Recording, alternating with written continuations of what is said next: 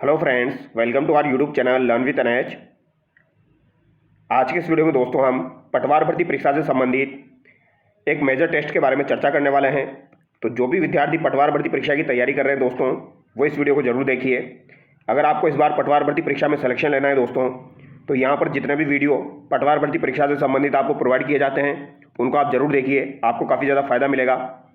पटवार की जो offline test series quality education की चल रही है दोस्तों, उसमें संडे को जो पेपर आयोजित करवाया गया था उसका सॉल्यूशन मैं आपको बताने वाला हूं। यहां पर सभी सब्जेक्ट्स के सवाल हम यहां पर देखने वाले हैं और ये एकदम आपका एग्जाम पैटर्न पर आधारित मॉडल पेपर होने वाला है। इसी प्रकार का पेपर आपको एग्जाम में देखने को मिलेगा और यहां पर सभी सब्जेक्ट्स के सवाल हम डिस्कस करेंगे। ठीक है, तो चलिए दोस्तों बिना देरी के शुरू करते हैं। जो भी विद्यार्थी पटवार भर्ती परीक्षा की तैयारी कर रहे हैं वो इसको जरूर देखें। तो पहला सवाल देखिए दोस्तों, सबसे पहले कंप्यूटर के सवाल हम देखने वाले हैं। पहला सवाल देखिए, विश्व का प्रथम मैकेनिकल कैलकुलेटर का आविष्कार किया गया। तो विश्व का प्रथम जो आपका मैकेनिकल कैलकुलेटर है, इसका आविष्कार किसके द्वारा किया गया? बताइए दोस्तों, इसका राइट आंसर क्या हो जाएगा? तो इसका आविष्कार जो है दोस्तों, ये ब्लेज पास्कल के द्वारा किया गया था। किसके द्वारा किया गया? विश्व का प्रथम मैकेनिकल कैलकुलेटर का जो आविष्कार है, ये ब्लेज पास्कल के द्वारा किया गया। ये कब किया गया था दोस्तों? तो ये आपका 1682 से लेकर 1644 के आसपास किया गया था। और ब्लेज पास्कल आपके कहाँ के रहने वाले हो जाएंगे? तो ये फ्रांस के रहने वाले आपके हो जाएंगे। ठीक है, अगर आपसे पूछा जाए ये जो कैलकुलेटर है इसको किस नाम से जाना जाता है, तो इसको पास्कल लाइन, अंकगणितीय मशीन या फिर एडिंग मशीन के नाम से भी जाना जाता है। ये आप याद रखिएगा। अगला सवाल देखिए, निम्न में से किस पोर्ट का उपयोग प्रिंटर व स्कैनर को जोड़ने के लिए किया जाता है? जो आपका प्रिंटर होता है और जो आपका स्कैनर होता है उसको जोड़ने के लिए किस प्रकार के पोर्ट का प्रयोग किया जाता है? महत्वपूर्ण सवाल है। तो पैरेलल पोर्ट का प्रयोग किया जाता है। ऑप्शन ए यहाँ पर आपका सही हो जाएगा। पैरेलल पोर्ट जो है दोस्तों, इसका उपयोग प्रिंटर और स्कैनर को जोड़ने के लिए किया जाता है। और इस पोर्ट में आपके ऊपर की साइड दोस्तों 13 छिद्र होते हैं और नीचे की साइड जो है वो 12 छिद्र आपके होते हैं।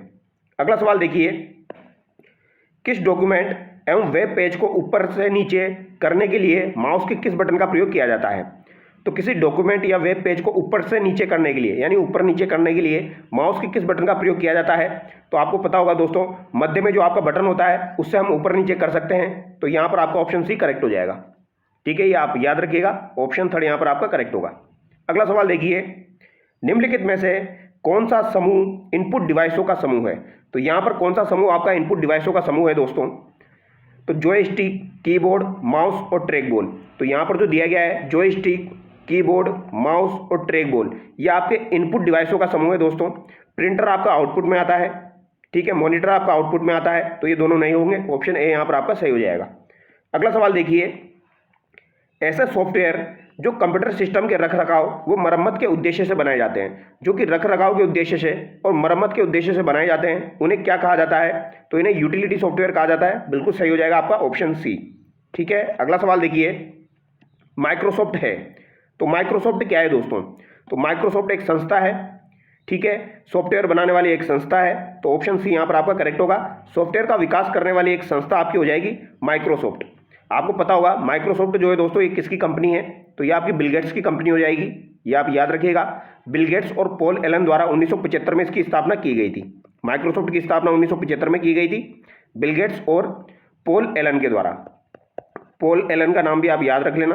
पॉल एलन के द्वारा माइक्रोसॉफ्ट की स्थापना 1975 में की गई थी, बिल गेट्स और पॉल एलन के द्वारा। ठीक है, इसका मुख्यालय कहाँ पर हो जाएगा? तो वॉशिंगटन में इसका मुख्यालय हो जाएगा। अगला सवाल देखिए, निम्नलिखित में से किस मेमोरी का उपयोग स्टोरेज एवं डिजिटल डिवाइस के बीच डेटा ट्रांसफर हेतु किया जाता है? तो स्टोरेज और आपका जो डिजिटल डिवाइस होता है उसके बीच डेटा ट्रांसफर के लिए किसका प्रयोग किया जाता है? तो यहाँ पर दोस्तों आपके फ्लैश मेमोरी का प्रयोग किया जाता है। ऑप्शन बी यहाँ पर आपका सही हो जाएगा। फ्लैश मेमोरी जो होती है यह आपकी एक नॉन वोलेटाइल मेमोरी जो होती है दोस्तों, ठीक है, नॉन वोलेटाइल चिप आपकी होती है और ये ऐसी मेमोरी होती है जिसमें डेटा पावर, यानी पावर अगर सप्लाई अगर आप बंद कर दोगे तो ये इरेज नहीं होता है। तो यहाँ पर फ्लैश मेमोरी आपका राइट आंसर होगा। तो याद रखिएगा, स्टोरेज एवं डिजिटल डिवाइस के बीच डेटा ट्रांसफर हेतु फ्लैश मेमोरी का प्रयोग किया जाता है। अगला सवाल देखिए, क्वेश्चन नंबर 8 देखिए दोस्तों, आभासीय मेमोरी है, तो आभासीय मेमोरी आपकी कौन सी हो जाएगी? ठीक है, इमेजिनरी मेमोरी या फिर आपकी आभासी मेमोरी, टेम्परेरी मेमोरी आपकी कौन सी हो जाएगी दोस्तों? ये यहाँ पर पूछा गया है। ठीक है, तो इसका राइट आंसर बताइए क्या होगा? ऑप्शन आपके सामने है। असीमित क्षमता की जो वोलेटाइल मेमोरी होती है दोस्तों, आपकी असीमित क्षमता की जो वोलेटाइल मेमोरी होती है, देखो नॉन वोलेटाइल तो हो ही नहीं सकती, ठीक है, क्योंकि नॉन वोलेटाइल जो होती है वो आपकी स्थायी होती है। तो स्थायी तो हमको देखनी नहीं है, यहाँ पर तो हमको टेम्परेरी वाली देखनी है, इमेजिनरी वाली देखनी है। तो ऑप्शन बी यहाँ पर आपका सही हो जाएगा, असीमित क्षमता की वोलेटाइल मेमोरी। ऑप्शन बी यहाँ पर आपका सही होगा। अगला सवाल देखिए, MS वर्ड 2010 में निम्नलिखित में से किस विकल्प का उपयोग केवल अनफॉर्मेटेड टेक्स्ट को छोड़कर सिलेक्शन से सभी फॉर्मेटिंग को हटाने के लिए किया जाता है? तो यहाँ पर आपका राइट आंसर क्या हो जाएगा दोस्तों? इजी सा सवाल है। अगर आपने कभी MS वर्ड यूज़ में लिया हो तो आपको पता होगा दोस्तों, अगर आपने कुछ डेटा सेलेक्ट कर रखा है जहाँ पर आपने फॉर्मेटिंग कर रखी है और जहाँ पर आपने नहीं कर रखी, तो उस फॉर्मेटिंग को हटाने के लिए किसका प्रयोग किया जाता है? तो क्लियर ऑल फॉर्मेटिंग का प्रयोग किया जाता है। ऑप्शन डी यहाँ पर आपका सही हो जाएगा। अगला सवाल देखिए, MS एक्सेल 2010 में संपूर्ण पंक्ति का चयन करने के लिए निम्नलिखित में से कौन सी शॉर्टकट कुंजी का उपयोग किया जाता है? तो MS एक्सेल 2010 में अगर आपको संपूर्ण पंक्ति का चयन करना है तो निम्नलिखित में से कौन सी शॉर्टकट की आप प्रयोग में लेंगे दोस्तों? तो शिफ्ट प्लस स्पेस बार आप प्रयोग में लेंगे। कौन सी प्रयोग में लेंगे? Shift plus space bar. Third आपका करेक्ट हो जाएगा। अगला सवाल देखिए, निम्नलिखित में से कौन एक GUI आधारित ऑपरेटिंग सिस्टम नहीं है? तो GUI आधारित यानी ग्राफिकल यूजर इंटरफेस पर आधारित ऑपरेटिंग सिस्टम यहाँ पर आपका कौन सा नहीं है? लाइनक्स मिंट है दोस्तों, एंड्रॉयड भी है, MS विंडोज भी है, MS DOS आपका नहीं है। MS DOS यहाँ पर आपका नहीं है, ये आप याद रखिएगा। MS DOS जो है दोस्तों, इसकी फुल फॉर्म भी याद रखना आप, माइक्रोसॉफ्ट डिस्क ऑपरेटिंग सिस्टम। ठीक है, इसका आविष्कार जो है ये 1981 में माइक्रोसॉफ्ट के द्वारा ही किया गया था और इसकी फुल फॉर्म क्या हो जाएगी दोस्तों? Microsoft disk operating system. अगला सवाल देखिए, निम्न में से कौन सी कंप्यूटर की भाषा नहीं है? तो कंप्यूटर की भाषा कौन सी नहीं है? बेसिक कंप्यूटर की भाषा होती है, जावा कंप्यूटर की भाषा है, C++ कंप्यूटर की भाषा है, लेकिन पेंट ब्रश जो है दोस्तों ये कंप्यूटर की भाषा नहीं है। अगला सवाल देखिए, स्पाईवेयर क्या है? तो स्पाईवेयर जो होता है दोस्तों ये क्या होता है आपका? ये सवाल आपका बन सकता है एग्जाम में, तो याद रखिएगा। स्पाईवेयर क्या होता है दोस्तों? यह ऐसा सॉफ्टवेयर होता है जो कंप्यूटर में गुप्त रूप से डाला जाता है और यह कंप्यूटर को पूरी तरह से कब्जे में ले लेता है। ठीक है, तो यहाँ पर ऑप्शन सी आपका करेक्ट हो जाएगा। तो ये ऐसा सॉफ्टवेयर है जो कि कंप्यूटर में गुप्त रूप से डाला जाता है और अपना डेटा चुरा लेता है दोस्तों। जो भी इंपॉर्टेंट जानकारी होती है उनको ये चुरा लेता है, कंप्यूटर को पूरी तरह से ये अपने कब्जे में ले लेता है। तो ये स्पाईवेयर होता है आपका, याद रखिएगा। ऑप्शन थर्ड यहाँ पर आपका करेक्ट हो जाएगा। अगला सवाल देखिए, साइबर अपराध रोकथाम कानूनों पर एक प्रस्तुति बनाने, संशोधित करने, प्रदर्शित करने के लिए जिसमें विभिन्न रंगों का पाठ, चित्र, एनिमेशन, ध्वनि सहित वीडियो शामिल हो, तो आप किसका प्रयोग करेंगे दोस्तों? तो किस सॉफ्टवेयर का सबसे अधिक अनुशंसा करेंगे? तो यहाँ पर दोस्तों पावर पॉइंट की। ऑप्शन डी यहाँ पर आपका करेक्ट होगा, क्योंकि दोस्तों सवाल को ध्यान से पढ़िए। सवाल में क्या बोला गया है? अगर आपको दोस्तों क्या करना है, प्रस्तुति बनानी है, PPT बनानी है, या फिर आपको दोस्तों रंगों का पाठ, चित्र, एनिमेशन, ध्वनि सहित वीडियो शामिल करने हैं, तो वो किस में होगा? आपका पावर पॉइंट में होगा। अगला सवाल देखिए, निम्न में से किस प्रोटोकॉल को पुश प्रोटोकॉल भी कहा जाता है? यह पोर्ट 25 को प्रयोग में लेता है। तो पुश प्रोटोकॉल किसे कहा जाता है दोस्तों? तो सिंपल मेल ट्रांसफर प्रोटोकॉल जो होता है इसे पुश प्रोटोकॉल भी कहा जाता है और इसमें पोर्ट 25 का प्रयोग में लिया जाता है। ये भी आप याद रखिए। अब यहाँ पर हिंदी के सवाल आपके आ चुके हैं, तो हिंदी के सवाल हम देखने वाले हैं। देखिए, निम्नलिखित में से किस शब्द की संधि सही नहीं है? तो किस शब्द की संधि आपकी सही नहीं है? न प्लस इति नेति बिल्कुल सही दिया गया है दोस्तों। शीत प्लस ऋतु शीतर्तु, तो यहाँ पर र की मात्रा भी बिल्कुल सही लगी हुई है, ये भी सही है आपका। दु प्लस अवस्था, तो दु के साथ विसर्ग लगा हुआ है, फिर आपकी अवस्था, तो दुरावस्था नहीं होगा दोस्तों। देखो दुरावस्था कैसे हो जाएगा दोस्तों? यहाँ पर आ नहीं है, अ है, तो ये क्या होगा? आपका दुरावस्था होगा। ऑप्शन थर्ड यहाँ पर आपका गलत हो गया। क्या होना चाहिए दोस्तों? दुरावस्था होना चाहिए। ठीक है, दुरावस्था यहाँ पर आपका होना चाहिए। ठीक है, रा नहीं होगा, र होगा, ये आप याद रखिए, विसर्ग संधि हो जाएगी। और मात्र प्लस इच्छा में आपका क्या हो जाएगा? मातृच्छा हो जाएगा। तो यहाँ पर थर्ड आपका गलत हो गया। अगला सवाल देखिए, किस क्रम में ला उपसर्ग का सही प्रयोग नहीं हुआ है? तो ला उपसर्ग जो है दोस्तों इसका सही प्रयोग किस में नहीं हुआ है? तो देखिए, देखो ला वारिस, फिर ला इलाज, ला पर वहा, ला वजह। ला वजह थोड़ी होता है, कुछ बेवजह होता है। तो ऑप्शन डी यहाँ पर आपका सही नहीं है, ये आप याद रखिएगा। किस विकल्प में ल प्रत्यय नहीं है? तो ल प्रत्यय किस में नहीं है दोस्तों? बताइए, ल प्रत्यय आपका किस में नहीं है? मंजुल, तो मंजू, मंजू प्लस ल, मास प्लस ल, श्याम प्लस ल। अतल में नहीं है दोस्तों। अतल में आपका दोस्तों तल जो है ये मूल शब्द है और अ जो है यहाँ पर उपसर्ग हो जाएगा, तो अ प्लस तल यहाँ पर होगा, तो ये आपका गलत हो गया। निम्न में से कर्मधारय समास के शब्द हैं, तो कर्मधारय समास के शब्द आपके कौन कौन से हो जाएंगे? महत्वपूर्ण सवाल है, पूछा जाता है दोस्तों। तो शुभागमन जो होता है दोस्तों ये आपका कर्मधारय समास का उदाहरण है। इसको कैसे तोड़ते हैं हम? शुभ है जो आगमन, शुभागमन। और चरण कमल का मतलब क्या हो जाएगा दोस्तों? कमल रूपी चरण, इसमें भी कर्मधारय समास आपका हो जाएगा। ऑप्शन ए यहाँ पर आपका सही हो जाएगा। कर्मधारय समास वाले शब्द हमको ढूंढने थे। ठीक है, अगला सवाल देखिए, निम्न में से किस वर्ग के सभी शब्द पर्याय नहीं है? तो सभी शब्द पर्याय नहीं है, किसमें सभी शब्द पर्याय नहीं है ये आपको बताना है दोस्तों। अचल, नग, मिरी, सूर्यदेव, अमर, तरंगिणी, तटिनी, सरिता, असी, कृपाण, सुरिका। तो दोस्तों ध्यान से अगर आप देखोगे तो असी और कृपाण जो है दोस्तों ये तलवार के हैं आपके, और शुरिका जो होता है ये चाकू का होता है। ये आपका प्रीवियस एग्जाम में आया हुआ सवाल है दोस्तों, PYQ में आया हुआ सवाल है। ऑप्शन डी यहाँ पर आपका करेक्ट हो जाएगा। ठीक है, अचल, नग, मिरी भी आप याद रखिएगा, ये आपके पर्वत के पर्यायवाची हो जाएंगे। किस क्रम में विलोम युग्म उचित है? तो किस क्रम में आपके विलोम युग्म उचित हो जाएंगे दोस्तों? निर्दय, स्तुते, पारितोष, संतोष, नत, उन्नत, प्रतिवर्ता का उल्टा। तो प्रतिवर्ता का उल्टा बिल्कुल यहाँ पर सही दिया गया है, विलोम युग्म। ठीक है, अगर बाकी की बात की जाए उन्नत का उल्टा क्या होता है दोस्तों? तो उन्नत का उल्टा क्या हो जाएगा आपका? अवनत हो जाएगा। ठीक है, संतोष या परितोष की बात की जाए तो इनका उल्टा क्या हो जाएगा आपका? असंतोष हो जाएगा। तो यहाँ पर असंतोष आपका होना चाहिए। और निर्दय की बात की जाए तो निर्दय नहीं होता है दोस्तों, ये निंदय होता है। क्या होता है? निंदय। तो निंदय का क्या हो जाएगा आपका? स्तुते हो जाएगा। तो यहाँ पर बी आपका करेक्ट होगा। अगला सवाल देखिए, किस विकल्प में वाक्यांश के लिए प्रयुक्त शब्द सार्थक नहीं है? तो किस विकल्प में प्रयुक्त शब्द सार्थक नहीं है? जो आपसे आप उत्पन्न हो सजात, जिसकी विवेक बुद्धि स्थिर हो स्थित प्रज्ञ, समय पर जिसकी बुद्धि ठीक कार्य करे प्रत्युत्पन्नमति, जो रोका हुआ न हो अनिरुद्ध। तो यहाँ पर कौन सा दोस्तों आपका जो है वो गलत हो जाएगा।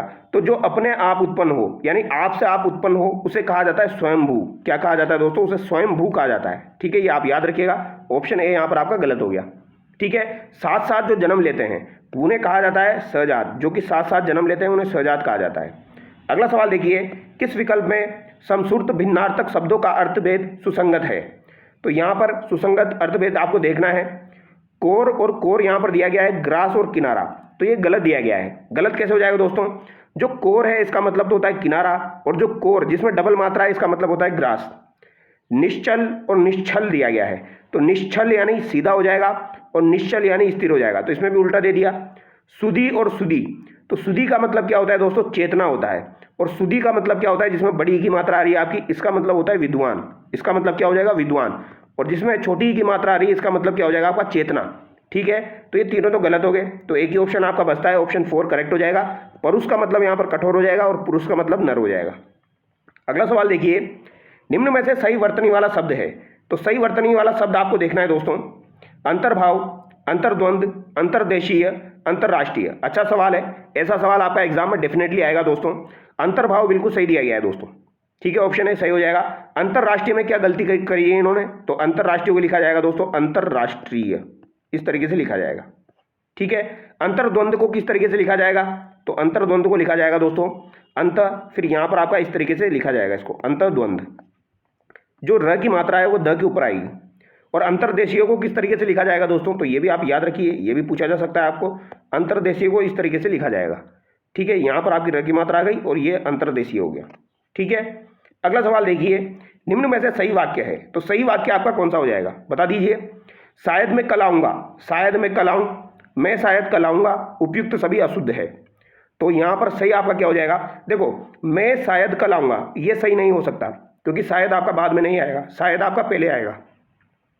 ठीक है, तो यहां पर आपका क्या करेक्ट हो जाएगा? शायद मैं कल आऊं, ऑप्शन बी यहां पर आपका करेक्ट होगा। ये आप याद रखिए। अगला सवाल देखिए, निम्न में से किस क्रमांक में लोकोक्ति नहीं है? तो किस क्रमांक में आपकी लोकोक्ति नहीं है? तो दोस्तों यानी कि यहाँ पर ये पूछा जा रहा है किस क्रमांक में आपका मुहावरा है। तो आप देखोगे तो आपको पता चल जाएगा, आकाश के तारे तोड़ना, तो जिसके भी पीछे आपका ना आता है दोस्तों लगभग उनमें मुहावरा होता है आपका।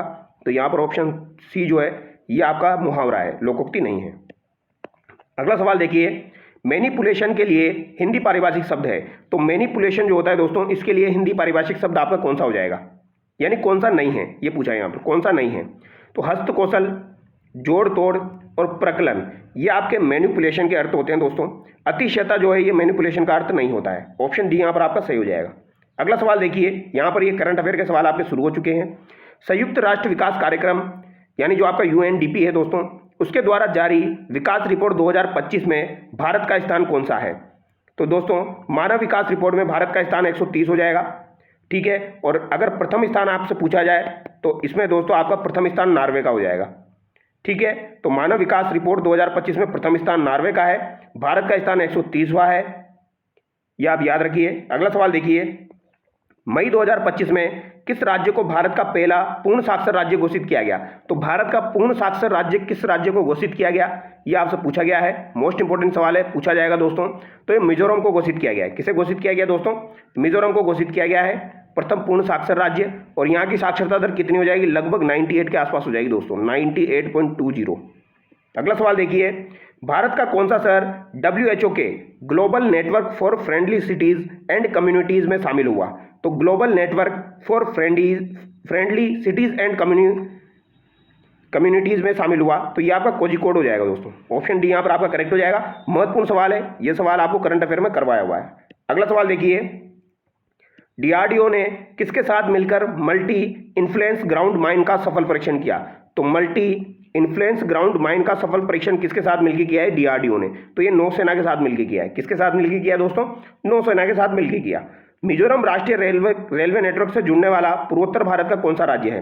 तो मिजोरम जो है ये रेलवे नेटवर्क से जुड़ चुका है। तो इसमें यह पूछा गया है पूर्वोत्तर भारत का ये कौन सा राज्य है? तो पूर्वोत्तर भारत का ये चौथा राज्य हो जाएगा जो कि रेलवे नेटवर्क से जुड़ा है। ये आप याद रखिएगा। पहला कौन सा था? पहला आपका अरुणाचल प्रदेश था दोस्तों, ठीक है। दूसरा कौन सा था? दूसरा असम था, दूसरा असम हो जाएगा। तीसरा आपका त्रिपुरा हो जाएगा। ये आपका चौथा है जो कि रेलवे नेटवर्क से जुड़ा है। तो अरुणाचल प्रदेश, असम, त्रिपुरा, और ये आपका चौथा है मिजोरम। हाल ही में चर्चा में रहा भागवास्त्र क्या है? तो भागवास्त्र जो है दोस्तों ये आपका क्या हो जाएगा? तो ये एंटी ड्रोन सिस्टम हो जाएगा। ऑप्शन बी यहाँ पर आपका सही हो जाएगा। हाल ही में किस नगर निगम ने रूस के सेवेरोडोविन्स्क शहर के साथ समझौता किया है? तो रूस के द्वारा समझौता किया गया है दोस्तों सेवेरोडोविन्स्क शहर के साथ। तो ये किस नगर निगम ने किया है? इंदौर, उदयपुर, भोपाल, जयपुर। बताइए इसका राइट आंसर क्या हो जाएगा दोस्तों? तो जयपुर नगर निगम राजस्थान वाला जो है दोस्तों इसके द्वारा ये समझौता किया गया है, याद रखिएगा, ठीक है, रूस के साथ। अगला सवाल देखिए, अप्रैल मई 2025 में आयोजित प्रथम एशियाई अंडर 15 और अंडर 17 मुक्केबाजी चैंपियनशिप में भारत ने क्रमशः कितने स्वर्ण पदक जीते हैं? तो दोस्तों आपकी अप्रैल मई में एशियाई अंडर 15 और अंडर 17 मुक्केबाजी चैंपियनशिप हुई थी। कौन सी चैंपियनशिप हुई? मुक्केबाजी चैंपियनशिप हुई थी। तो इसमें भारत में क्रमशः कितने स्वर्ण पदक जीते हैं दोस्तों? अंडर 15 में और अंडर 17 में। तो कितने जीते दोस्तों ये आपके? तो 11 और 4 जीते हैं। 15 में 11 स्वर्ण पदक और अंडर 17 में 4 स्वर्ण पदक। इसका आयोजन कहाँ पर हुआ था ये आप याद रखना दोस्तों, ये पूछा जा सकता है। इसका आयोजन हुआ था अम्मान, जॉर्डन में, ठीक है, जॉर्डन में इसका आयोजन हुआ था। ये आपसे पूछा जा सकता है, जो कि मुझे लगता है अम्मान, जॉर्डन आपसे पूछा जा सकता है, क्योंकि स्वर्ण पदक मुश्किल है पूछना। अम्मान, जॉर्डन आपका पूछा जा सकता है। अगला सवाल देखिए, माउंट एवरेस्ट को फतेह करने वाली पहली भारतीय दृष्टिबाधित महिला कौन है? तो पहली भारतीय दोस्तों इंपॉर्टेंट है। तो माउंट एवरेस्ट को फतेह करने वाली पहली भारतीय दृष्टिबाधित महिला कौन हो जाएगी आपकी? तो ये छोजिन अंगमो हो जाएगी। कौन हो जाएगी? छोजिन अंगमो हो जाएगी। ये आप याद रखिए, इंपॉर्टेंट सवाल है, पूछा जा सकता है, क्योंकि पहली बार हुआ है। कोई चीज़ अगर आपकी पहली बार होती है तो वो एग्जाम में जरूर पूछी जाती है। तो माउंट एवरेस्ट पर फतेह करने वाली पहली भारतीय दृष्टिबाधित महिला और दुनिया की 5वीं है आपकी। अगर दुनिया की पूछी जाए तो दुनिया की तो 5वीं है और भारतीय पहली है, छोजिन अंगमो। अगला सवाल देखिए, लोकसभा अध्यक्ष ओम बिरला ने मई 2025 में किसकी अध्यक्षता में लोक लेखा समिति का गठन किया? तो भैया लोक लेखा समिति के बारे में पूछा गया है। तो लोक लेखा समिति का अध्यक्ष किसको बनाया गया है दोस्तों आपके? तो KC वेणुगोपाल को बनाया गया है। किसको बनाया गया? KC वेणुगोपाल को बनाया गया है, ठीक है, इंपॉर्टेंट सवाल है। और अगर आपसे पूछा जाए प्राक्कलन समिति का अध्यक्ष किसे बनाया गया? तो आपके संजय जायसवाल को बनाया गया है प्राक्कलन समिति का, जिसे अनुमान समिति भी कहा जाता है। और सार्वजनिक उपक्रम समिति का किसे बनाया गया? तो वैजयंत पांडा को सार्वजनिक उपक्रम समिति का बनाया गया है। 3 समिति आपको ध्यान रखनी है, ठीक है। भारत शासन अधिनियम 1919 के अंतर्गत भारत की विधायिका में शामिल है। तो 1919 का जो आपका अधिनियम है दोस्तों, इसमें भारत की विधायिका में क्या क्या शामिल है? तो दोस्तों यहाँ पर गवर्नर जनरल आपका शामिल नहीं है, राज्य परिषद और विधानसभा आपकी शामिल थी भारत शासन अधिनियम 1919 के अंतर्गत। तो राज्य परिषद और विधानसभा यहाँ पर आपकी हो जाएगी, ठीक है। विधानसभा आपका निम्न सदन हो जाएगा, ठीक है, और राज्य परिषद आपका उच्च सदन हो जाएगा 1919 के अकॉर्डिंग। अगला सवाल देखिए, निम्न में से किस टीकाकार ने कहा कि अपना संविधान बनाते समय भारतीयों ने नियति के साथ साक्षात्कार में कोई चूक नहीं की है? तो अपना संविधान बनाते समय भारतीयों ने नियति के साक्षात्कार में कोई चूक नहीं की है। यह प्रसिद्ध कथन जो है दोस्तों ये ग्रेनविल ऑस्टिन का है। किसका हो जाएगा? Granville Austin. महत्वपूर्ण सवाल, ठीक है, यह आपका दोस्तों एग्जाम में काफी बार आ चुका है, याद रखिएगा। भारतीय संविधान में संघीय शब्द कहां प्रयुक्त हुआ है?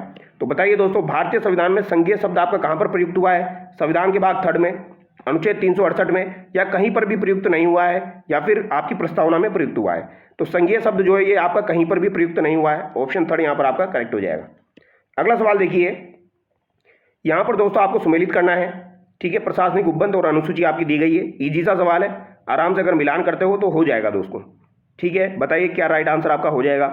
तो देखो सबसे पहले इसको पकड़िए, असम, अमेय मित्री, इसको हम कैसे याद रखते हैं, अमेय मित्री से याद रखते हैं, अमेय मित्री। ये 4 राज्य काफ़ी बार एग्जाम में पूछे जाते हैं, असम, मेघालय, मिजोरम और आपके त्रिपुरा के जनजातीय क्षेत्र किस में आ जाएंगे दोस्तों आपके, तो ये आपकी छठी अनुसूची में आ जाएंगे। तो ए में तो आपका 4 हो गया, 2 ऑप्शन में दिया गया है, तो ए में आपका 4 हो गया। अगर आप दूसरों अखिल भारतीय सेवाओं को पकड़ेंगे तो अखिल भारतीय सेवाएं जो है आपकी 7वीं अनुसूची में आ जाएगी। और भारत का नियंत्रक और महालेखा परीक्षक किस में आ जाएगा आपका, तो ये आपका दूसरी अनुसूची में आ जाएगा। और अनुसूचित क्षेत्रों तथा अनुसूचित जनजातियों का नियंत्रण किस में आ जाएगा, ये आपका 5वीं अनुसूची में आ जाएगा। तो यहाँ पर राइट आंसर आपका ऑप्शन बी हो जाएगा। अगला सवाल देखिए, भारतीय संविधान के अनुच्छेद 123 में वर्णित निम्नलिखित कथनों में विचार कीजिए।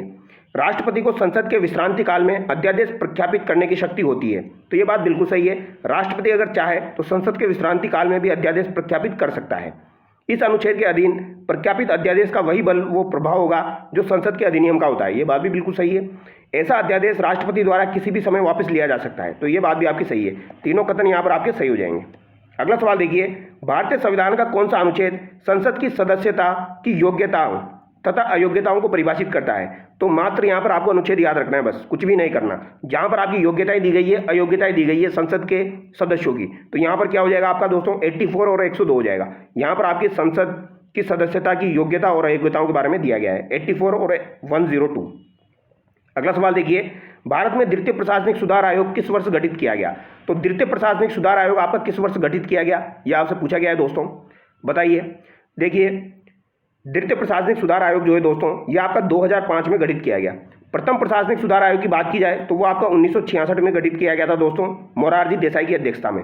और 2005 में जो आपका द्वितीय प्रशासनिक सुधार आयोग है दोस्तों, यह एम वीरप्पा मोइली की अध्यक्षता में गठित किया गया। किसकी अध्यक्षता में, एम वीरप्पा मोइली की अध्यक्षता में यह गठित किया गया, यह आप याद रखिए। अगला सवाल देखिए, यहाँ पर आपको दोस्तों जियोग्राफी के सवाल शुरू हो चुके हैं। नदी और सहायक नदी दी गई है, मिलाइए। सतलज की सहायक नदी, यमुना की सहायक नदी, गोदावरी की सहायक नदी और आपकी दामोदर की सहायक नदी कौन सी हो जाएगी। तो बताइए राइट आंसर क्या होगा दोस्तों। तो सतलज की सहायक नदी आपकी हो जाएगी स्पीति, याद रखिए। यमुना की सहायक नदी आपकी हो जाएगी गिरी, गिरी यमुना की सहायक नदी है। यमुना की और भी सहायक नदियाँ हैं, जैसे हिंडन है, सेंगर है, टोंस, चंबल, सिंध, केन, बेतवा, ये यमुना की सहायक नदियाँ हैं। दामोदर की सहायक नदी अगर आपसे पूछी जाए तो बराकर जो है ये दोस्तों दामोदर की सबसे बड़ी सहायक नदी है। तो ये बराकर वेरी वेरी इंपॉर्टेंट है, पूछी जा सकती है। बराकर जो है ये दामोदर की सबसे बड़ी सहायक नदी है।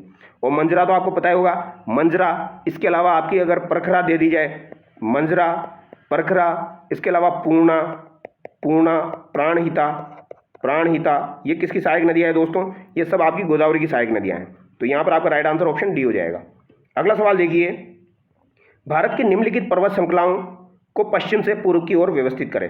तो पश्चिम से पूर्व की ओर व्यवस्थित करना है, यानी कि इधर से आपको इधर चलना है। मैकाल श्रृंखला, अरावली श्रृंखला, देखो मैकाल श्रृंखला यहाँ पर दी गई है, एमपी में हो जाएगी आपकी। अरावली श्रृंखला जो है ये आपकी राजस्थान में हो जाएगी, ठीक है, गुजरात और राजस्थान में। अजंता श्रृंखला यहाँ पर दी गई है, अजंता श्रृंखला आपकी महाराष्ट्र में हो जाएगी। हजारीबाग आपका झारखंड में हो जाएगा, छोटा नागपुर पठार की साइड। तो यहाँ पर सबसे पहले आपकी अरावली आ जाएगी, ठीक है, फिर आपकी अजंता की पहाड़ी आ जाएगी, फिर आपकी यहाँ पर मेघालय आ जाएगी, फिर यहाँ पर आपकी दोस्तों हजारीबाग श्रृंखला आ जाएगी। ऑप्शन बी यहाँ पर आपका करेक्ट हो जाएगा। भारत की सबसे बड़ी भूमिगत जल विद्युत परियोजना किस नदी पर अवस्थित है। तो सबसे बड़ी भूमिगत जल विद्युत परियोजना आपकी किस नदी पर हो जाएगी दोस्तों, तो ये आपकी सतलज नदी पर हो जाएगी, नाथपा झाकड़ी। तो नाथपा झाकड़ी जो परियोजना है दोस्तों, ये आपकी हिमाचल प्रदेश में सतलज नदी पर सबसे बड़ी भूमिगत जल विद्युत परियोजना है। अगला सवाल देखिए, बेलूर, शिवपुरी, टीटागढ़ एवं नेहाटी का संबंध भारत के किस औद्योगिक प्रदेश से है। तो बेलूर, शिवपुरी, टीटागढ़, नेहाटी का संबंध भारत के किस औद्योगिक प्रदेश से है दोस्तों, महत्वपूर्ण सवाल है। इनका संबंध आपका हुगली औद्योगिक प्रदेश से हो जाएगा। अगला सवाल देखिए, निम्नलिखित में से कौन सुमेलित आपका नहीं है। तो कौन यहाँ पर आपका सुमेलित नहीं है, क्वेश्चन नंबर 49 का राइट आंसर बताइए दोस्तों। अच्छा सवाल है आपका। अमगुरी जो है ये पेट्रोलियम से संबंधित है, और अमगुरी आपका कहाँ पर हो जाएगा, तो ये आपका असम में हो जाएगा, ठीक है। लांजगढ़ जो है दोस्तों ये आपका बॉक्साइट के लिए प्रसिद्ध है, और ये आपका कहाँ पर हो जाएगा, तो ये आपका ओडिशा में हो जाएगा। इसके अलावा कामपट्टी दिया गया है, कामपट्टी जो है दोस्तों ये महाराष्ट्र का हो जाएगा, और ये किसके लिए प्रसिद्ध है, ये कोयला के लिए प्रसिद्ध है। कामपट्टी महाराष्ट्र का कोयला के लिए प्रसिद्ध है, तो ये आपका गलत हो गया। बेल्लारी आपका लो एस्क के लिए प्रसिद्ध है। बेल्लारी काफ़ी बार एग्जाम में पूछा जाता है, कर्नाटक, बेल्लारी कर्नाटक में हो जाएगा, लो एस्क के लिए आपका प्रसिद्ध है। अगला सवाल देखिए, भारत के निम्नलिखित में से किस राज्य की तटरेखा सबसे लंबी है? तो सबसे लंबी तटरेखा आपकी गुजरात राज्य की हो जाएगी दोस्तों। कितनी है? 12-14 किलोमीटर। 12-14 किलोमीटर इसकी लंबाई हो जाएगी, ये आप याद रखिए, ठीक है। और भारत की तटरेखा की कुल लंबाई कितनी हो जाएगी? तो 7,516 किलोमीटर हो जाएगी। ये भी एग्जाम में पूछी जाती है, ठीक है। और भारत की तटरेखा पर कुल 9 राज्य स्थित है, 9 राज्य हो जाएंगे और 4 यूटी स्थित है। तो तटरेखा पर 9 राज्य है और 4 यूटी स्थित है। टोटल लंबाई 7,516 है। सबसे लंबी तटरेखा गुजरात लगाता है आपकी। बांकापुरा मयूर अभ्यारण्य किस राज्य में स्थित है? तो बताइए दोस्तों, बांकापुरा मयूर अभ्यारण्य जो है ये आपका किस राज्य में स्थित है? तो ये आपका कर्नाटक राज्य में स्थित है। यहाँ पर काफ़ी सारे मोर आपके पाए जाते हैं। निम्नलिखित में से विवाद से संबंधित गीत है, तो विवाद से संबंधित गीत आपका कौन कौन सा हो जाएगा?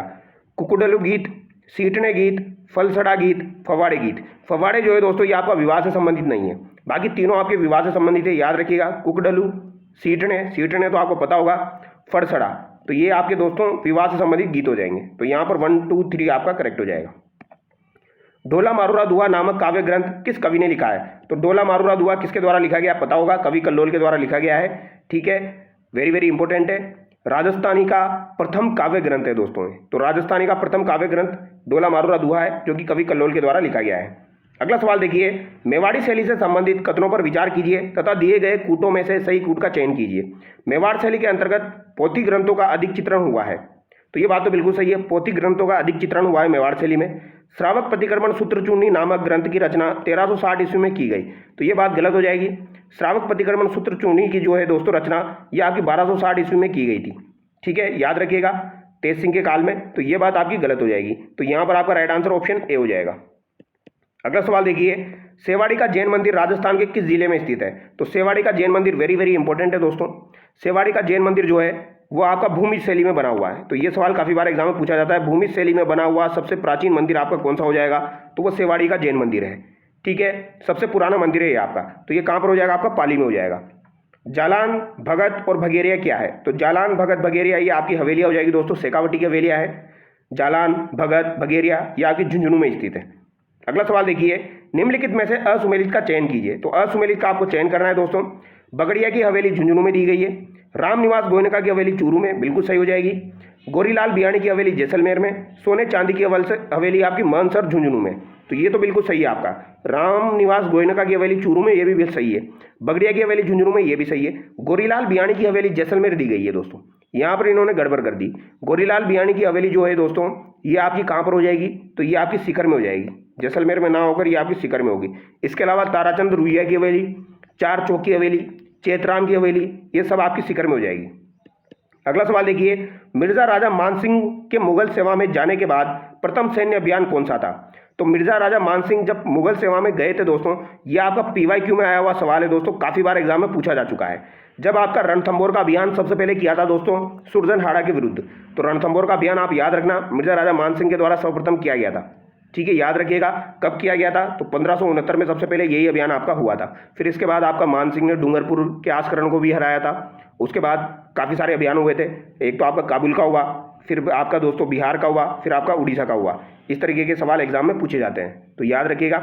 उड़ीसा का कब हुआ था? तो 1592 में हुआ। बिहार का कब हुआ था दोस्तों? तो बिहार का आपका अभियान 1587 में हुआ था। काबुल का अभियान कब किया था? तो 1585 में किया था। तो ये सन भी एग्जाम में पूछ लिए जाते हैं। अगला सवाल देखिए, जयपुर प्रजामंडल कार्यकारिणी से मतभेद होने पर किसने प्रजामंडल प्रगतिशील दल का गठन किया था? तो जयपुर प्रजामंडल से मतभेद होने के कारण प्रजामंडल प्रगतिशील दल का गठन किसके द्वारा किया गया था? तो ये चिरंजी लाल के द्वारा किया गया था, लगभग 1941 के आसपास किया गया था। तो चिरंजी लाल आप याद रखिएगा। प्रजामंडल प्रगतिशील दल का गठन किसने किया? चिरंजी लाल ने किया। अगला सवाल देखिए, निम्न कथनों पर विचार कीजिए। जयसिंहपुरा हत्याकांड इतना विभत्स था कि ब्रिटेन के हाउस ऑफ कॉमन्स में भी इसकी चर्चा हुई थी। 26 मई 1935 को शिखर दिवस मनाया गया। तो यहाँ पर कौन से कथन दोस्तों आपके सही है? सत्य पूछा गया है, ठीक है, बताइए। तो यहाँ पर दोस्तों जयसिंहपुरा हत्याकांड वाला जो है इसकी चर्चा हाउस ऑफ कॉमन्स में नहीं हुई थी। कुंदन कांड की चर्चा जो है वह हाउस ऑफ कॉमन्स में हुई थी आपकी। और कुंदन कांड जो है वो इंपॉर्टेंट है, ये आपका अप्रैल 1935 में हुआ था। कब हुआ था ये आपका कुंदन कांड? अप्रैल 1935 में हुआ था। तो पहला आपका गलत हो गया। शिखर दिवस आपका 26 मई 1935 को मनाया जाता है, ये बात बिल्कुल सही है। ऑप्शन बी यहाँ पर आपका करेक्ट हो जाएगा, ठीक है, केवल 2। सूची 1 को सूची 2 से सम्मिलित करना है, सिंपल सा सवाल है, मिलान करना है आपको। देखिए सबसे इजी आपका नवीन राजस्थान, तो डी में आपका 2 हो गया, एक ही ऑप्शन में दिया गया है। ठीक है। अगर आप देश हितैषी को मिलाते हो दोस्तों तो देश हितैषी आपका हो जाएगा Munshi Munnalal. Rajputana Herald very very important है, हनुमान सिंह हो जाएगा। तो इसको ऐसे याद रखना, राजपुताना हेराल्ड और यहाँ पर आ जाएगा आपका हनुमान सिंह। तो यहाँ पर ह आ रहा है आपका और यहाँ पर भी ह आ रहा है, इसी तरीके से इसको याद रखना। और राजपुताना गजट जो हो जाएगा दोस्तों ये आपका किसका हो जाएगा, मौलवी मुराद अली का हो जाएगा। ऑप्शन बी यहाँ पर आपका करेक्ट हो जाएगा। अगला सवाल देखिए, निम्नलिखित में से किस प्रतिहार शासक के शासनकाल में हरिवंश पुराण की रचना की गई। तो हरिवंश पुराण जो है दोस्तों इसकी रचना किसके द्वारा की गई थी, पहली बात तो आप ये ध्यान रखिए। तो हरिवंश पुराण की रचना दोस्तों जिनसेन सूरी के द्वारा की गई थी, वेरी वेरी इंपॉर्टेंट है। तो जिनसेन के द्वारा की गई थी। और जिनसेन और आपका जो उद्योतन सूरी है, जिनसेन उद्योतन सूरी ये किसके दरबार में थे दोस्तों, तो ये वत्सराज के दरबार में थे। ऑप्शन बी यहाँ पर आपका सही हो जाएगा। उद्योतन सूरी के द्वारा तो कुवल्यमाला की रचना की गई थी जिसमें 18 भाषाओं का वर्णन है, जिसमें एक आपकी मरुभाषा भी शामिल है। ठीक है, ये आप याद रखिएगा। इसकी रचना तो 778 ईस्वी में की गई थी। और दोस्तों ये जो आपकी हरिवंश पुराण है इसकी रचना आपकी दोस्तों 783 ईस्वी में की गई। औरंगजेब के विरुद्ध बने राठौड़ सिसोदिया गठबंधन के समय मेवाड़ का शासक कौन था। तो मेवाड़ के शासक राज सिंह आपके हो जाएंगे जब राठौड़ सिसोदिया गठबंधन हुआ था। और आपके मारवाड़ की पूछी जाए तो अजीत सिंह हो जाएंगे। 1857 की क्रांति के संबंध में असत्य कथन की पहचान कीजिए। तो 1857 की क्रांति के संबंध में असत्य कथन आपको बताना है। कौन सा बताना है, असत्य बताना है। तो अमरचंद भाटिया को राजस्थान का मंगल पांडे कहा जाता है, ये बात बिल्कुल सही है। राजस्थान में क्रांति की शुरुआत 28 मई 1857 को एरिनपुरा छावनी से हुई, तो ये बात गलत है। 28 मई 1857 को हुई थी लेकिन नसीराबाद छावनी से हुई थी। क्रांति के समय अंग्रेजों का शस्त्रागार अजमेर में था, तो ये बात बिल्कुल सही है। क्रांति के समय राजस्थान का एजीजी जॉर्ज पैट्रिक लॉरेंस था, तो ये बात भी आपकी सही है। यानी कि यहाँ पर गलत पूछी गई है तो केवल 2 आपका राइट हो जाएगा। जल्दीबाजी में क्या करेंगे बच्चे, 1 3 4 कर देंगे तो वहां पर भी गड़बड़ हो जाएगी। अगला सवाल देखिए, मेवाड़ के भील क्षेत्रों में किन 2 स्थानों पर 2 छावनियां स्थापित की गई। तो किन 2 स्थानों पर 2 छावनियां आपकी स्थापित की गई, खेरवाड़ा और कोटड़ा में आपकी मेवाड़ के भील क्षेत्रों में खेरवाड़ा और कोटड़ा में 2 छावनियां स्थापित की गई थी। अगला सवाल देखिए, राजस्थान के किस लोक देवता को शकुन शास्त्री, वचन सिद्ध और चमत्कारी महापुरुष माना जाता है। तो शकुन शास्त्री, वचन सिद्ध, चमत्कारी महापुरुष किसे माना जाता है, तो ये हड़बू को माना जाता है। अगला सवाल देखिए, निम्नलिखित कथनों पर विचार कीजिए। संत जाम्बोजी ने 1485 में विष्णोई संप्रदाय का प्रवर्तन किया था। तो वेरी वेरी इंपॉर्टेंट है, 1485 में दोस्तों आपके विष्णोई संप्रदाय का प्रवर्तन किया गया था संत जाम्बोजी के द्वारा, ये बात बिल्कुल सही है। मेवाड़ क्षेत्र में लालदास जी ने नैतिक शुद्धता पर बल दिया, ये बात भी सही है। निरंजनी संप्रदाय में परमात्मा को अलग निरंजन कहा जाता है, ये बात भी आपकी सही हो जाएगी। इसके अलावा सांगलिया गांव में स्थित आश्रम संवर्गी संप्रदाय का प्रमुख केंद्र माना जाता है। तो संवर्गी संप्रदाय का प्रमुख केंद्र सांगलिया गांव सीकर में आपका हो जाएगा, ये भी आपका बिल्कुल सही है। ऑप्शन डी यहाँ पर आपका करेक्ट हो जाएगा। अगला सवाल देखिए, यहाँ पर आपको मिलान करना है दोस्तों। धुलेव का मेला कहाँ पर लगता है, आपका उदयपुर में लगता है। ठीक है, धुलेव का मेला उदयपुर में हो जाएगा। इसके अलावा दधिमती माता का मेला आपका गोडमांगलम नागौर में लगता है। सालासर हनुमान जी का मेला आपका चूरू में हो जाएगा। नाथद्वारा का मेला आपका राजसमंद में हो जाएगा। तो यहाँ पर ऑप्शन ए आपका करेक्ट हो जाएगा। अगला सवाल देखिए, निम्नलिखित में से कौन सा आपका वीरह गीत है। तो कौन सा आपका वीरह गीत हो जाएगा, गोरबंद, हरजस, जीरो या सुपना। तो सुपना गीत जो है दोस्तों ये आपका वीरह गीत हो जाएगा, याद रखिएगा, इंपॉर्टेंट सवाल है। देखो सुपना गीत क्या होता है, इसमें क्या करते हैं, पत्नी के द्वारा अपने पति के सपने देखे जाते हैं, फिर सपनों की व्याख्या पत्नी अपनी सहेली को सुनाती है, उसे ही सुपना गीत कहा जाता है। और ये आपका वीरह गीत हो जाएगा। निम्नलिखित में से कौन सा एक हड़प्पा शहर नहीं है। तो कौन सा यहाँ पर आपका हड़प्पा शहर नहीं है, ये आपका इंडियन हिस्ट्री का सवाल है। किसका सवाल है, ये आपका भारतीय इतिहास का सवाल है। लोथल, धोलावीरा, सोतका को, ये तीनों दोस्तों आपके जो है ये आपके हड़प्पा शहर है। सोतका को भी इसमें आता है, लेकिन मेहरगढ़ जो है दोस्तों ये आपका बलूचिस्तान में स्थित है और ये आपका हड़प्पा शहर में नहीं आता है, ये आप याद रखिएगा। अगला सवाल देखिए, किस वेद में सबसे प्राचीन वैदिक युग की संस्कृति के बारे में जानकारी दी गई है। तो सबसे प्राचीन वैदिक युग की संस्कृति के बारे में जानकारी आपको ऋग्वेद में मिलेगी। अगला सवाल देखिए, निम्नलिखित घटनाओं को उनके कालानुक्रमिक व्यवस्थित कीजिए। वेरी वेरी इंपॉर्टेंट सवाल है दोस्तों ये आपका। ऐसा सवाल आपको इंडिविजुअल देखने को मिल सकता है। ठीक है, हंटर आयोग, सेडलर आयोग, वुड्स डिस्पैच, सार्जेंट योजना। तो बताइए इसका राइट आंसर क्या हो जाएगा दोस्तों। तो हंटर आयोग जो है दोस्तों ये आपके 2 आयोग थे, एक तो आपका शिक्षा से संबंधित आयोग था और एक जलियांवाला बाग हत्याकांड से संबंधित आयोग था। तो यहाँ पर शिक्षा वाले आयोग की बात की जा रही है, क्योंकि वुड्स डिस्पैच जो है इसका संबंध भी दोस्तों आपके शिक्षा से हो जाएगा। ठीक है, डलहौजी के समय वुड्स डिस्पैच आपका आया था। हंटर आयोग जो है ये 1882 का आपका हो जाएगा। सेडलर आयोग कब का है, तो सेडलर आयोग आपका 1917 का हो जाएगा दोस्तों। ठीक है, और सार्जेंट योजना आपकी 1944 की हो जाएगी। तो इनको क्रम से जमा दीजिए, सबसे पहले आपका 3rd आ जाएगा, फिर आपका 1 आ जाएगा। तो ऑप्शन बी यहाँ पर आपका करेक्ट हो जाएगा। अगला सवाल देखिए, निम्नलिखित समाज सुधारकों में से किसके प्रयासों के कारण 1856 में पहला हिंदू विवाह पुनर्विवाह अधिनियम पेश किया गया और पारित किया गया? तो ये आपके ईश्वरचंद्र विद्यासागर जो थे दोस्तों, इनकी वजह से ही आपका दोस्तों पहला हिंदू विवाह पुनर्विवाह अधिनियम पेश हुआ था 1856 में। ईश्वरचंद्र विद्यासागर आप याद रखेंगे, इनका जो है वो पत्रिका याद रखना, सोम प्रकाश जो है वो इनकी पत्रिका है दोस्तों। सोम प्रकाश एग्जाम में पूछी जाती है, इनकी पत्रिका हो जाएगी, ठीक है। और बहुविवाह जो नामक पुस्तक है, बहुविवाह नामक पुस्तक वो भी इनके द्वारा ही लिखी गई है, ठीक है। इसको इसी तरीके से याद रखना भैया, जो है ईश्वर जो भगवान होते हैं वही आपके बहुविवाह कर सकते हैं, इंसान के बस की तो बात है ही नहीं। तो ईश्वरचंद्र विद्यासागर आपका बहुविवाह याद रख सकते हो आप। अगला सवाल देखिए, निम्नलिखित दिल्ली सल्तनत शासकों में से किसने दक्षिण भारत को जीतने के लिए मल्लिक काफूर के नियंत्रण में अपनी सेना भेजी थी? तो मल्लिक काफूर जो था दोस्तों, ये किसका सेनापति हो जाएगा? आपका अलाउद्दीन खिलजी का सेनापति हो जाएगा। इसने ही मल्लिक काफूर को भेजा था दक्षिण अभियानों में दोस्तों। निम्नलिखित में से किसका निर्माण शाहजहां द्वारा नहीं करवाया गया?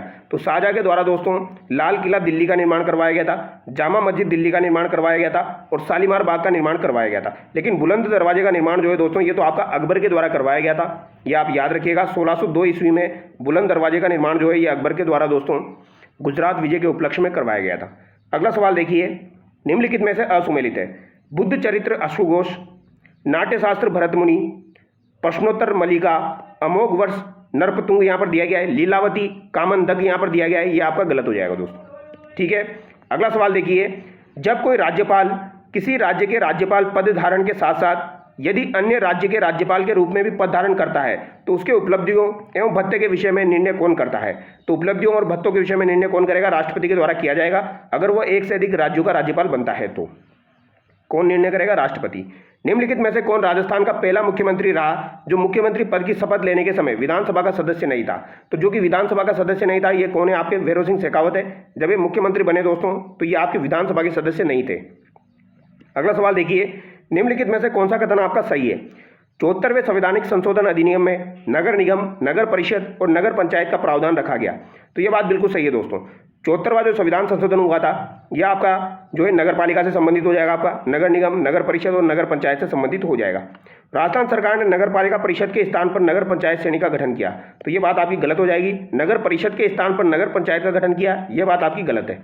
तो यहाँ पर केवल 1 आपका सही हो जाएगा, ठीक है। ऑप्शन ए यहाँ पर आपका करेक्ट होगा। सर्वप्रथम किस वर्ष समूचे राजस्थान राज्य में ग्राम पंचायतें संस्थापित की गई? तो ये भी आपका महत्वपूर्ण सवाल है दोस्तों। देखो सवाल को ध्यान से पढ़ना है। इसमें क्या पूछा गया है? इसमें पूछा गया है सर्वप्रथम किस वर्ष समूचे राजस्थान में, पूरे राजस्थान में, राज्य में ग्राम पंचायतें संस्थापित की गई। तो ये दोस्तों सबसे पहले कब की गई थी? तो सबसे पहले 1953 में की गई थी दोस्तों। सबसे पहले 1953 में राजस्थान पंचायती राज अधिनियम आया था और उस समय राज्य में ग्राम पंचायतों की स्थापना की गई थी, ठीक है। तो यहाँ पर ऑप्शन ए आपका करेक्ट होगा, ठीक है। जब आपके जवाहरलाल नेहरू के द्वारा ग्राम पंचायती राज व्यवस्था की स्थापना 1959 में नागौर, बगतरी गांव नागौर से की गई थी, लेकिन इसका आंसर आपका 1953 हो जाएगा। सबसे पहले का पूछा गया है क्योंकि राजस्थान पंचायती राज अधिनियम आपका कब का हो जाएगा? 1953 का हो जाएगा। अगला सवाल देखिए, राजस्थान विधानसभा में अध्यक्ष या पीठासीन व्यक्ति की अनुमति के बिना किसी प्रस्ताव पर भाषण की अधिकतम अवधि कितनी हो सकती है? तो दोस्तों अगर आपको अध्यक्ष और पीठासीन की अनुमति नहीं मिली है तो आप कितनी देर तक भाषण दे सकते हैं? तो 15 मिनट तक आप भाषण दे सकते हैं। अगला सवाल देखिए, सार्वजनिक शिकायतों के समाधान के लिए कौन सा अधिनियम लागू करने वाला राजस्थान पहला राज्य बना है? तो सार्वजनिक शिकायतों के निवारण के लिए दोस्तों राजस्थान कौन सा राज्य बना है, कौन सा अधिनियम लागू करने वाला? तो सुनवाई का अधिकार अधिनियम लागू करने वाला राजस्थान पहला राज्य बना है। आयोग में कार्य संचालन हेतु राजस्थान राज्य मानवाधिकार आयोग विनियमन बनाए गए। तो ये सवाल मैंने आपको मानवाधिकार में करवाया दोस्तों। अभी मैंने आपका मानवाधिकार पढ़ाया था, 16 से 17 मिनट का वीडियो डाला था दोस्तों, उसमें मैंने ये सवाल आपको करवाया है। ये आपका PYQ में RPSC के द्वारा पूछा हुआ सवाल है। यहाँ पर आपका राइट आंसर 2001 हो जाएगा। यहाँ पर पूछा गया है विनियम, तो विनियम आपका 2001 का हो जाएगा। अगला सवाल देखिए, राजस्थान के पहले और एकमात्र उप लोकायुक्त कौन थे? तो पहले और एकमात्र उप लोकायुक्त आपके श्री KPU मेनन हो जाएंगे। कौन हो जाएंगे? KPU मेनन हो जाएंगे। अगला सवाल देखिए, राजस्थान राज्य महिला आयोग अधिनियम 1999 की कौन सी धारा में आयोग के कार्य उल्लेखित है? तो आयोग के कार्य जो आपके उल्लेखित है दोस्तों वो आपके धारा 11 में उल्लेखित है। किसमें उल्लेखित है? धारा 11 में आपके महिला आयोग के कार्य दिए गए हैं।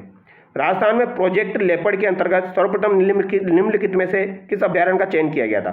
तो प्रोजेक्ट लेपर्ड के अंतर्गत सर्वप्रथम किस अभ्यारण्य का चयन किया गया? तो ये तो आप देखते बता दोगे दोस्तों। झालाना जयपुर वाला जो है ये आपका बिल्कुल सही हो जाएगा।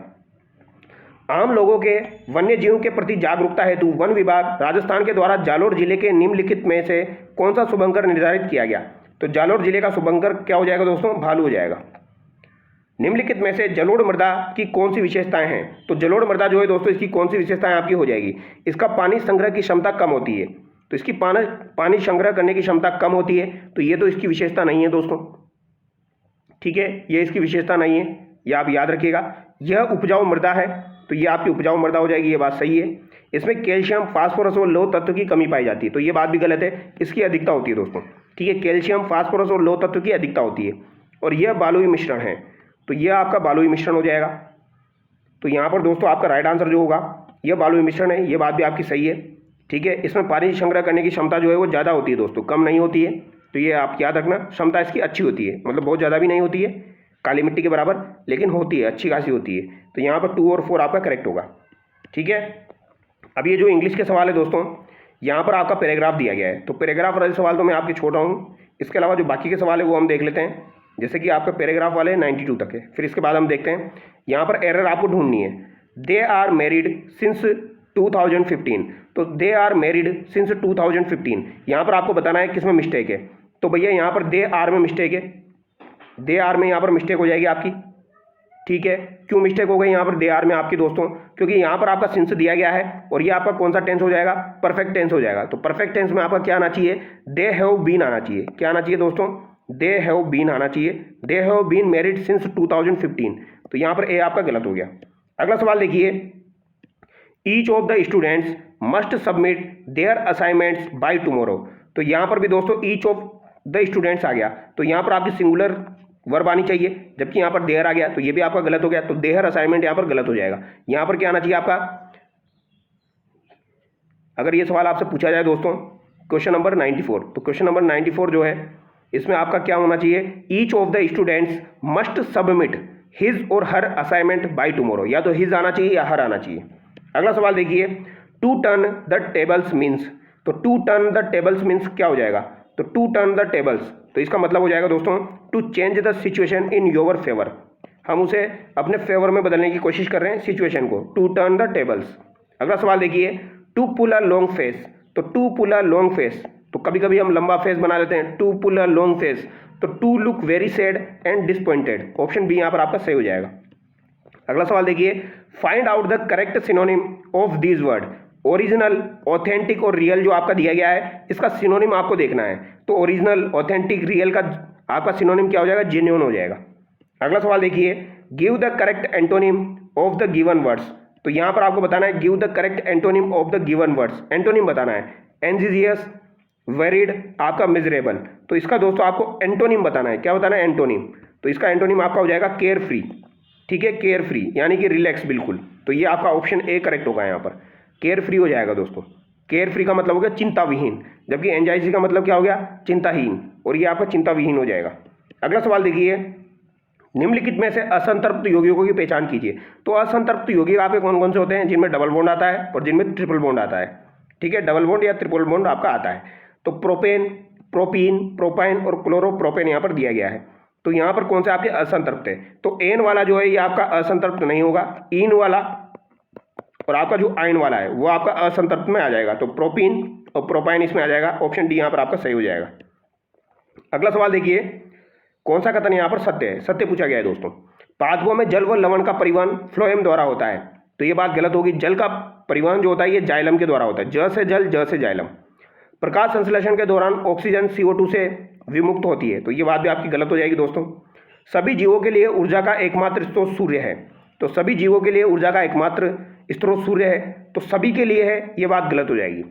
छुई मुई पौधे की पत्तियां कंपानुकुंचन दर्शाती है, तो ये बात आपकी सही है, ऑप्शन डी यहाँ पर आपका सही हो जाएगा। अगला सवाल देखिए, बरसात के दिनों में जल पर बनी तेल फिल्म रंगीन दिखने का कारण है, तो जल पर बनी जो तेल की फिल्म होती है वो रंगीन क्यों दिखाई देती है बरसात के दिनों में? ये आपसे पूछा गया है और ये आपका महत्वपूर्ण सवाल है। यहाँ पर आपका राइट आंसर हो जाएगा दोस्तों प्रकाश का व्यतिकरण, ऑप्शन बी यहाँ पर आपका सही हो जाएगा। प्रकाश का व्यतिकरण क्या होता है दोस्तों? जब दो प्रकाश की तरंगें होती है जो कि आपकी समान आवर्ती की होती है और एक ही दिशा में गमन करती है, तो जब उनका अध्यारोपण होता है, जब वो मिलती है दोस्तों, तो उनके फलस्वरूप जो है वो तीव्रता में परिवर्तन हो जाता है, इसे ही प्रकाश का व्यतिकरण कहा जाता है। तो ऑप्शन बी यहाँ पर आपका सही हो जाएगा। ठीक है, इसकी वजह से होता है, इंपॉर्टेंट सवाल है, याद रखना इसको अलग से। आगे देखिए, कॉफी पौधे के किस भाग से प्राप्त होती है? तो कॉफी आपको किस भाग से प्राप्त होती है? बीज से प्राप्त होती है कॉफी। गैस्ट्रीन कार्य करता है। तो गैस्ट्रीन जो होता है दोस्तों वो जठर स्त्रावण का कार्य करता है, ये आपको पता होगा। जठर स्त्रावण का कार्य गैस्ट्रीन के द्वारा किया जाता है। मादा के प्राथमिक जननांग है, तो मादा के यहाँ पर प्राथमिक जननांग पूछे गए हैं। तो प्राथमिक जननांग में कौन सा आ जाएगा दोस्तों आपका? अंडाशय, अंडवाहिनी, गर्भाशय, योनि। तो यहाँ पर दोस्तों प्राथमिक जननांग में केवल आपका अंडाशय आएगा। क्या आएगा? अंडाशय आएगा केवल। ऑप्शन ए यहाँ पर आपका करेक्ट हो जाएगा। अंडवाहिनी, गर्भाशय, योनि जो है ये आपके द्वितीय जननांग हो जाएंगे। ठीक है, तो 104 में आपका राइट आंसर ऑप्शन ए हो जाएगा। देखो अंडवाहिनी, गर्भाशय, योनि जो है वो भी जननांग के भाग है, लेकिन वो द्वितीय जननांग के भाग है। केवल अंडाशय जो है वो आपका प्रथम जननांग में आता है, प्राथमिक जननांग में। अगला सवाल देखिए, निम्नलिखित में से रक्त के कार्य कौन से हैं? तो रक्त के कार्य कौन से हो जाएंगे? ऑक्सीजन और कार्बन डाइऑक्साइड का वातावरण व ऊतकों के मध्य विनिमय करना, यह बात बिल्कुल सही है। अवशोषी उत्पादों को ग्रहण करना, यह बात गलत हो जाएगी। रक्त क्यों ग्रहण करेगा? शरीर को नियंत्रित करना, यह बात भी सही है। पोषक तत्वों का शरीर के विभिन्न स्थानों तक परिवहन, तो यहाँ पर आपका राइट आंसर क्या हो जाएगा दोस्तों? ये 4 भी आपका करेक्ट हो जाएगा। 1/3 4 यहाँ पर आपका करेक्ट होगा। ऑप्शन बी यहाँ पर आपका सही हो जाएगा। ठीक है, ये मैंने आपको सारे सवाल करवा दिए। अब आपके मैथ्स के रीजनिंग के सवाल बचे हैं, तो इसकी पीडीएफ मैं आपको टेलीग्राम पर प्रोवाइड करवा दूंगा, तो वहाँ से आप इसको चेकआउट कर लेना, वहाँ से आप इन सवालों को सोल्व कर लेना। ज़्यादा टफ सवाल नहीं है, मैथ रीजनिंग के आप करोगे तो ये भी आपके आराम से हो जाएंगे। तो चलिए दोस्तों, नेक्स्ट वीडियो मिलते हैं। Thank you so much. और वीडियो अगर वाकई में पसंद आया तो लाइक जरूर करें और शेयर भी करें।